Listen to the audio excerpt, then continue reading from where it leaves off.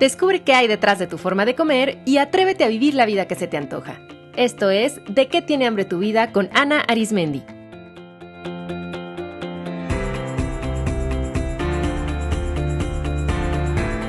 Este es el episodio número 76, Intestino y Obesidad.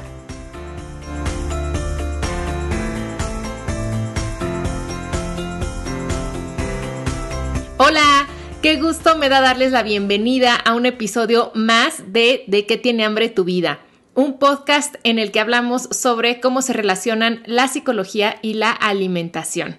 Yo soy Ana Arismendi y me he especializado estudiando a nivel profesional psicología, psicoterapia, nutrición, para poder comprender profundamente esta relación tan íntima entre lo que comemos, lo que pensamos, lo que sentimos, cuánto pesamos y cómo nos comportamos. Este programa es una forma de compartirles lo que he ido aprendiendo de manera académica, clínica y personal con la intención de abrir nuevas perspectivas. Pero recuerden que de ninguna forma sustituye la consulta con un profesional de la salud especializado. Si sienten que necesitan ayuda porque alguno de los temas tratados aquí concuerda con su experiencia, si algo los movió mucho, si sienten que hicieron clic con algo de esta información, por favor acudan con un especialista porque trabajar de manera personalizada es sin duda la mejor vía de trascender y resolver temas pendientes a nivel psicológico y también de sanar nuestro cuerpo. Y además porque acudir con el especialista correcto es uno de los mayores regalos que pueden darse ustedes mismos. Ustedes merecen ese tiempo, ustedes merecen esa inversión. Recuerden que cuando están acudiendo con un especialista no es que le estén dando su dinero al especialista, sino que se lo están dando ustedes, están invirtiendo en su salud integral, mental, emocional, física. Así es que si lo necesitan, recuerden que este programa es nada más de carácter informativo, pero para trabajar y para resolver, acudan con un profesional. Muy bien, pues en este episodio les quiero hablar de un tema que para mí es fascinante y que estoy segura que ustedes también lo encontrarán muy revelador e interesante, que es la relación entre la salud de nuestro intestino y la obesidad. Fíjense que en los últimos años el estudio del intestino y de la microbiota que habita en él está cambiando la manera en la que entendemos muchos de los procesos de nuestro cuerpo y de nuestra mente. Ya en el episodio 47 les hablé sobre la relación entre el intestino y nuestro estado de ánimo. Así es que si no lo han escuchado, los animo a que lo hagan, porque ahí les explico los últimos descubrimientos que vinculan una pobre salud intestinal con la depresión, la ansiedad, el autismo, el déficit de atención, el Alzheimer, entre otros trastornos. Y pues ahora la ciencia se está dando cuenta que también hay una relación muy íntima entre nuestra flora intestinal y la obesidad. Científicos de todo el mundo están descubriendo que algunos microorganismos, por ejemplo, favorecen que se active la sensación de hambre, pero que hay otros microorganismos en nuestro intestino que favorecen que se active la saciedad. También que algunos pueden activar una señal para que el páncreas produzca más insulina y entonces se aumente la reserva de grasa en el cuerpo y que también pueda favorecer a largo plazo resistencia a la insulina o diabetes tipo 2. Así es que hoy les quiero compartir algunas de las investigaciones más recientes sobre esto y también consejos sobre cómo cuidar la salud de nuestro intestino. Este es uno de esos episodios donde mi parte nerd la goza, porque de lo que les voy a hablar se basa en varios artículos científicos, todos los cuales encontrarán citados en las notas del episodio. Por si los quieren revisar, pueden entrar a dequetienehambretuvida.com/podcast y ahí los van a encontrar. Ok, pues quiero comenzar compartiéndoles un estudio realizado en ratones dirigido por el Dr. Gerald Shulman, endocrinólogo de la Universidad de Yale, y que se publicó en la revista Nature en julio del 2016. Resulta que el Dr. Shulman y su equipo observaron que algunas bacterias en el intestino convierten las grasas que consumimos en los alimentos en una molécula de ácidos grasos de cadena corta llamada acetato. la cual al llegar al cerebro lo estimula para que envíe una señal al páncreas para incrementar la producción de insulina. Y la insulina, a su vez, ordena a los adipocitos a que reserven más grasa. Y algo interesante es que en este estudio observaron que en ratones obesos había mucho más presencia de acetato, por lo que se podría deducir que hay más señalización al cerebro para que estimule al páncreas, que éste produzca insulina y por lo tanto que haya mayor reserva de grasa corporal, pero que además, si esto es crónico, podría favorecer o ser un factor que contribuya en el desarrollo de resistencia a la insulina. El acetato también se observó que eleva los niveles de grelina, una de las hormonas que participa en la señalización de la sensación de hambre. Entonces también puede ser que a mayor acetato haya mayor grelina y por lo tanto mayor sensación de querer comer o que no haya este freno, ¿no?, para parar de comer. En lo que este grupo de investigadores está trabajando ahora es en confirmar si este mismo proceso ocurre en los seres humanos y en identificar qué bacterias en específico son las que producen acetato para entonces entender cómo se puede intervenir en este proceso, porque recuerden que dentro de nuestro intestino tenemos un ecosistema con miles y miles de diferentes microorganismos y la verdad es que conocemos la minoría y conocemos también las funciones de la minoría de ellos. Entonces, ahorita este campo es de verdad un campo fértil para la investigación, pero y estos primeros descubrimientos lo que nos están haciendo saber es que los microorganismos de nuestro intestino participan en funciones metabólicas y en la señalización de hambre y saciedad de una forma activa y mucho más de lo que se creía antes. Y pues si esto se está observando en otros animales, seguramente en los seres humanos va a ocurrir algo muy similar. Pero así como hay microorganismos que pueden favorecer que sintamos más hambre y que el cuerpo produzca más insulina, también hay otros que participan en la sensación de saciedad. Y aquí quiero apuntar que los procesos de hambre y saciedad son muy complejos y entre más los estudiamos, más nos damos cuenta que participan una gran serie de sustancias y sus receptores. O sea, no es como que haya una sola hormona que produzca hambre ni una sola que produzca saciedad, sino que son una serie de procesos y la verdad es que aún los científicos no descubren al 100% el funcionamiento de este mecanismo. Sin embargo, lo que sí sabemos es que una de las sustancias clave para entender la saciedad se llama péptido YY. ¿Han oído el dato de que nuestro cuerpo tarda aproximadamente 20 minutos en detectar saciedad después de comer? Por eso pasa que cuando vamos a un restaurante y acabamos el último bocado de nuestro platillo, de pronto sentimos que todavía nos cabe algo, que tenemos hambre y entonces ordenamos una porción extra. Pero si el mesero se tarda en traerla, ya en el momento en el que tenemos el plato servido frente a nosotros, en muchas ocasiones ocurre que ya no sentimos hambre, que el hambre desapareció y que ya no tenemos apetito y a veces hasta nos arrepentimos de haberlo pedido. Y esto ocurre porque permitimos que pasaran unos minutos en lo que el cuerpo pudo llevar a cabo todos sus procesos bioquímicos para registrar que ya había comido suficiente. Creo que a todos nos ha pasado, ¿no? Bueno, pues esta sensación de saciedad es causada en gran medida porque nuestro cuerpo comienza a segregar el péptido YY entre 15 y 20 minutos después de comenzar a comer. Este péptido se secreta principalmente en el intestino, particularmente en el colon y en el recto, o sea, en la parte final, pero también se produce en el estómago, en el páncreas y está presente en neuronas del sistema nervioso central, en el hipotálamo y en la médula y también en neuronas entéricas del sistema nervioso periférico. Y bueno, hay receptores de este péptido ubicadas en varias partes del cuerpo y no voy a entrar en detalle en cómo funciona en específico porque es un tema técnico y complejo, pero a lo que voy y lo que quiero compartirles es que, aunque ya desde hace tiempo se sabe que el péptido YY es un elemento muy importante para sentir saciedad y que este se segrega en gran medida en el intestino, es en estudios recientes que se está pudiendo descubrir qué microorganismos en particular lo producen.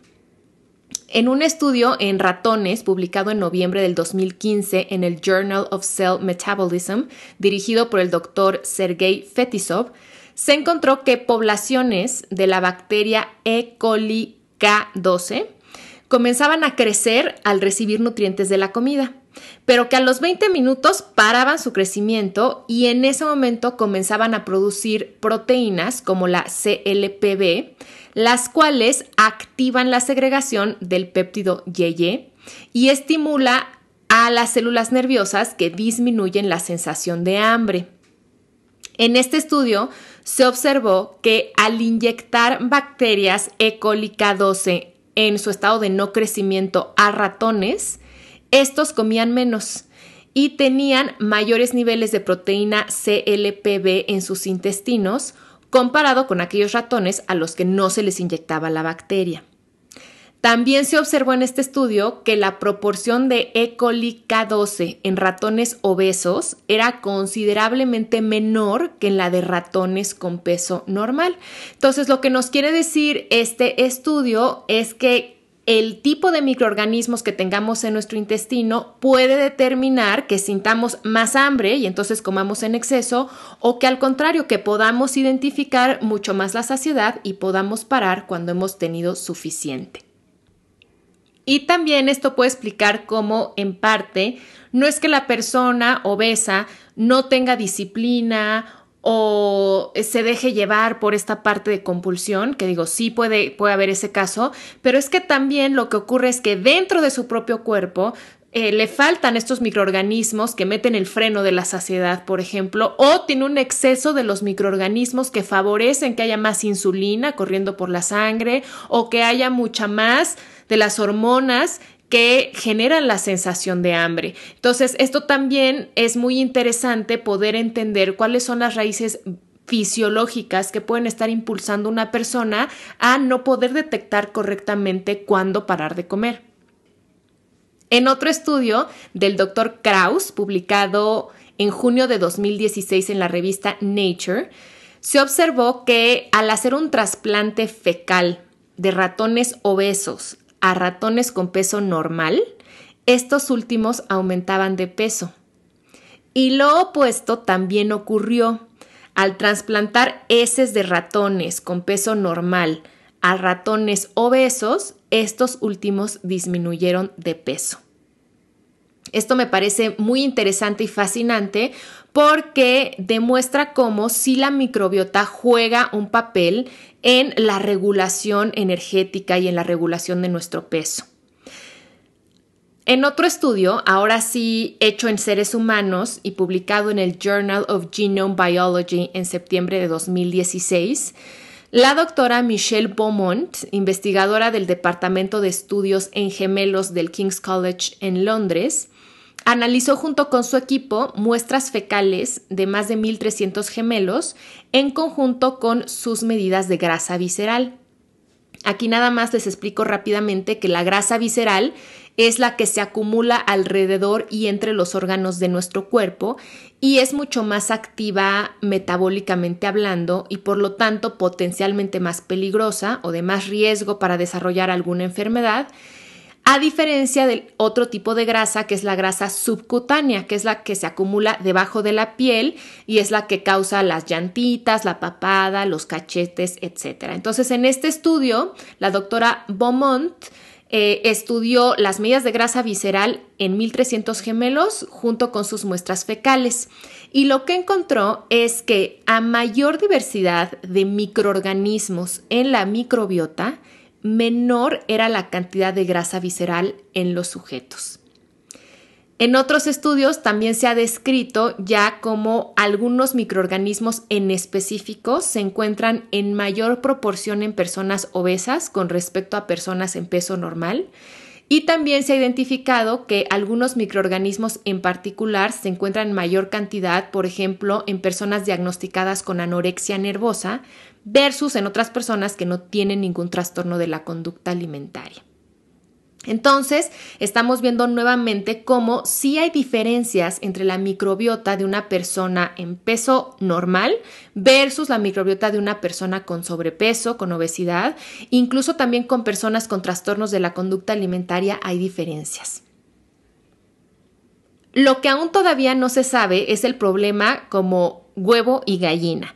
O sea, ¿qué fue primero? ¿Que ocurriera un desbalance en la microbiota y entonces eso favoreció el desarrollo de la obesidad? O al contrario, una persona obesa va a cambiar la microbiota de su intestino y entonces eso va a favorecer que se mantenga la obesidad y que surjan otros problemas. O sea, todavía no se define bien eso. Lo más probable es que sea algo que se da como que en conjunto, pero lo que sí es muy interesante es que se están viendo que hay relaciones. Otro estudio que me pareció fascinante es en el que se observa que puede haber una relación entre la microbiota y el efecto rebote. Este estudio se llevó a cabo en el Instituto Weizmann, que está en Israel, y se publicó en enero de 2016 en el Obesity Journal, y es un estudio dirigido por el doctor Eran Einaf. Y ahí se observó que cuando se sometía a ratones obesos a dietas muy bajas en calorías, perdían peso rápidamente, pero su microbiota se mantenía igual a cuando tenían obesidad. Y entonces cuando se les volvió a introducir una dieta alta en grasas y en carbohidratos en la alimentación, rápidamente subían de peso nuevamente. Incluso los investigadores reportan en sus notas que los ratones a veces no podían parar de comer. Que eso es lo que pasa con muchas personas. Mientras están en una dieta sumamente restrictiva, pues bajan de peso. Pero en cuanto salen de la dieta, entran en un gran descontrol que los lleva no solo a subir de peso, sino incluso a ganar más de su peso inicial. Claro que en el efecto rebote entran otros factores metabólicos y psicológicos, pero a esto ahora podemos añadirle que el factor ecosistema intestinal también puede estar implicado en este proceso. Ahora fíjense esto qué interesante. En este mismo estudio, el doctor Einaf sometió a ratones obesos a una dieta no tan baja en calorías y mucho más variada, y lo que ocurrió fue que perdieron peso de una forma más gradual y su microbiota sí se modificó y se volvió más similar a la de los ratones del grupo control que tenían peso normal. Y algo importante también es que los ratones que bajaron de peso lentamente después no reportaron reganancias de peso. Entonces, aquí también se pudo medir que un ratón tarda aproximadamente 6 meses en cambiar su microbiota de la que tenía cuando era obeso a la del ratón con un peso normal, lo cual 6 meses es muchísimo tiempo. Para un roedorcito de laboratorio es mucho tiempo de vida, y eso nos hace suponer que el cambio en la flora intestinal no es tan sencillo ni es tan rápido, y que por lo tanto no es producto de un tratamiento eventual. O sea, no es porque ahorita te tomes unas pastillitas de probióticos ya te va a cambiar todo, no, sino más bien es producto de todo un estilo de vida que incluye alimentación, incluye manejo de estrés, reducción de la toma de medicamentos, aumento en el consumo de pro y prebióticos, etc. Entonces no es algo así como que tan rápido, y mucho ojo porque conforme se empieza a saber más de esta relación entre microbiota y obesidad, seguramente toda la industria de los fármacos y de los suplementos va a medio utilizar esta información para hacer marketing y querer vender el probiótico para bajar de peso, pero mucho ojo. Eso no está avalado por la ciencia y no funciona así. Hay que hacer como que todo un conjunto de cosas para cultivar nuestra salud intestinal. Pero lo que es interesante, muy interesante de este estudio es que podemos ver cómo el ir bajando de peso de una forma más lenta y gradual, pero comiendo sanamente, es lo que nos puede asegurar un mantenimiento de un peso sano mucho más sostenible, porque se está cambiando de raíz uno de los posibles factores que hacen que haya reganancia de peso, que es la microbiota. Bueno, y les podría seguir contando sobre más artículos porque me fascina estudiarlos y es algo que hago cotidianamente pues para mi formación profesional, pero lo más importante aquí es ir concluyendo qué nos dice todo esto. Aunque todavía faltan muchos estudios en seres humanos y lo que hasta ahora hay no es concluyente ni demuestra tampoco causalidad, lo interesante es que toda esta nueva información lo que sí deja claro es que nuestra flora intestinal está muy relacionada con los procesos de hambre y saciedad, con la grasa visceral y también la grasa subcutánea, y que por lo tanto juega un papel muy relevante en el desarrollo de la obesidad y de otras enfermedades metabólicas como la diabetes tipo 2. Por lo tanto, ahora hay evidencia científica de que es muy importante sumar a la salud digestiva como un objetivo importantísimo a fomentar para alcanzar y mantener un peso saludable. Sobre todo, este último artículo sobre el efecto rebote me parece muy revelador en tanto que pone de manifiesto cómo dietas demasiado restrictivas, si bien proporcionan una pérdida rápida de peso, no son una solución a largo plazo y no trabajan en resolver los problemas de raíz que causan la ganancia de peso, como es el desbalance en la microbiota. Y por otro lado, una alimentación más balanceada y no tan restrictiva sí puede cambiar nuestro ecosistema interior y proporcionar así una solución más a largo plazo que va a beneficiar no solo nuestro peso, sino la salud de todo nuestro cuerpo-mente. Algo que a mí me parece muy alentador de ir conociendo esta conexión intestino-obesidad es que nuestra salud digestiva es algo que nosotros, a través de nuestros hábitos, podemos mejorar. Es algo que está en nuestras manos y eso es una excelente noticia.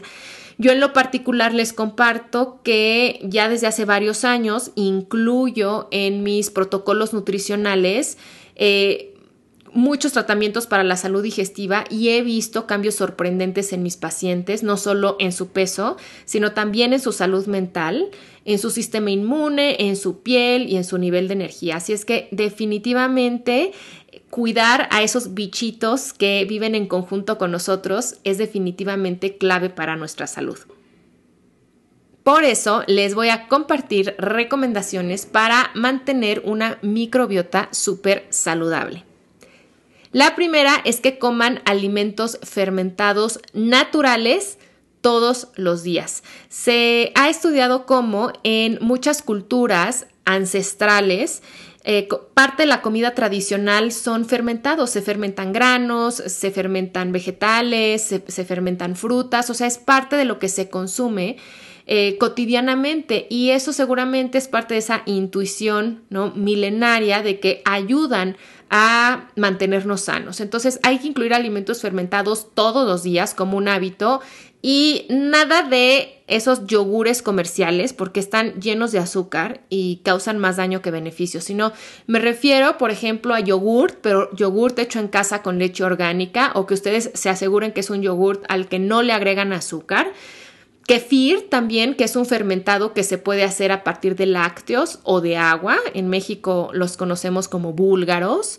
También está el lassi lassi, que es un fermentado típico de la India que se hace con yogurt, con agua, con especias y a veces se le agrega fruta. Y para los que no consumen lácteos, hay muchas otras opciones. Está el natto, que es soya fermentada y que se puede conseguir en tiendas y restaurantes orientales, los tibicos, la kombucha y los vegetales fermentados como la col fermentada, que se le llama sauerkraut o chucrut, o es el kimchi coreano y que son hechos a partir de la col o repollo, pero también se les pueden agregar muchas otras verduras. Todos estos fermentados son ricos en probióticos, o sea que contienen microorganismos saludables para nuestro intestino. Y en las notas de este episodio yo les voy a dejar enlaces a recetas para que los puedan hacer en casa, porque además déjenme decirles que todas las opciones son deliciosas, son muy económicas y son fáciles de integrar a la alimentación. Entonces, número 1, comer más alimentos fermentados. Consejo número 2, consumir prebióticos, que son aquellas sustancias que alimentan a los microorganismos saludables de la microbiota. Entonces, los alimentos ricos en prebióticos son el ajo, la cebolla, el echalote, el poro o puerro, las legumbres como los frijoles, las lentejas, las habas, las habichuelas, las alubias, también la linaza, los nopales, las alcachofas, los espárragos, la avena entera. Todos esos son buenos alimentos para nuestra flora. Número 3, consuman más grasas saludables. Las grasas forman parte importante de la pared de nuestro intestino, así que asegúrense que en la alimentación están presentes diariamente fuentes saludables de grasa, como son el aguacate, el aceite de oliva extra virgen, las aceitunas, el aceite de coco extra virgen, los caldos hechos con huesos de pollo, de pescado o de carnes rojas, el ghee, que es mantequilla clarificada, las nueces y las semillas, los huevos y los pescados. 4, hay que evitar alimentos ricos en azúcares refinados y ricos en cereales refinados, porque las levaduras y los hongos crecen desproporcionadamente porque se alimentan de ellos y entonces van a desbalancear la microbiota y eso causa daños a la salud, no solamente en el caso de la obesidad. Número 5, hay que moderar el consumo del alcohol, porque el alcohol también puede afectar el intestino y además acuérdense que el alcohol químicamente es un azúcar, y también la cafeína. Ustedes observen cuál es la reacción de su cuerpo ante la cafeína, pero en general hay que moderar el consumo. Número 6, traten y corrijan cualquier problema digestivo con el especialista. No se automediquen. Al menos aquí en México es de lo más común que las personas vayan a la farmacia y pidan un antiácido, pidan un laxante, pidan algo para el dolor de panza y no vayan con un médico. Entonces, si tienen gastritis, colitis, exceso de flatulencias, inflamación, reflujo, consulten a su médico y a su nutriólogo. O sea, la mayoría de esas molestias se corrigen con cambios en la alimentación y con estilo de vida, pero si se dejan seguir, se vuelven crónicas y empiezan a afectar gravemente al intestino. 7.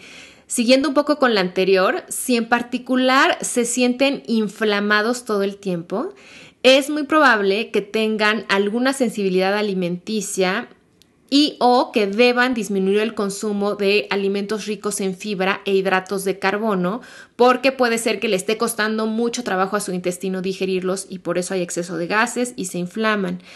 Revisen todo esto también con su especialista. O sea, no es normal estar inflamado, no es normal tener dolor, no es normal tener reflujo, así es que chéquenlo. Número 8.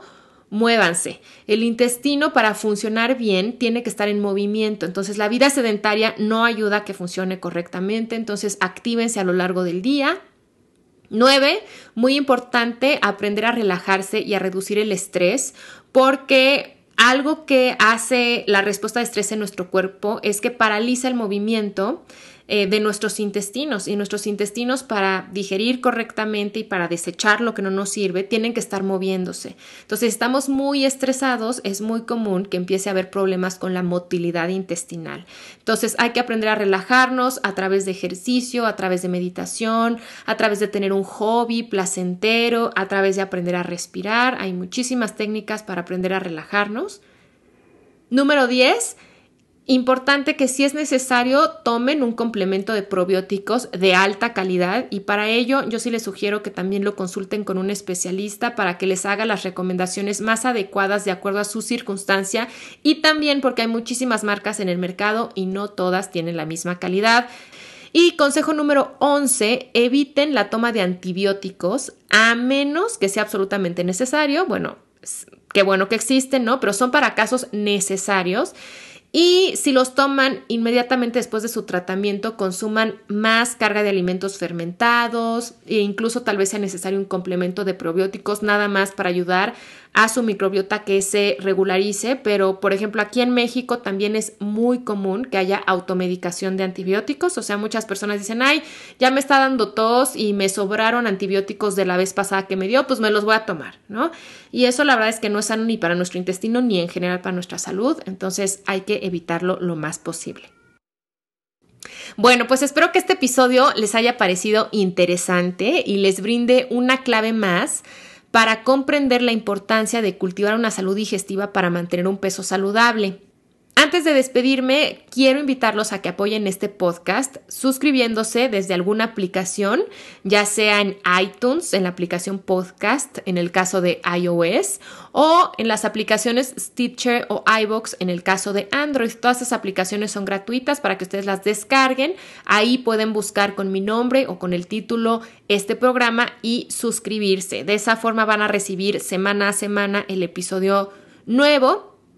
Y también es muy valioso que me ayuden a compartirlo con otras personas para que esta comunidad crezca y esta información llegue a más gente. De verdad que es mi misión con este programa que más personas adquieran nuevas perspectivas que las ayuden a relacionarse mucho mejor con su peso, con su cuerpo y con la comida. Muchísimas gracias por escucharme. Les dejo un abrazo muy cariñoso y hasta la próxima.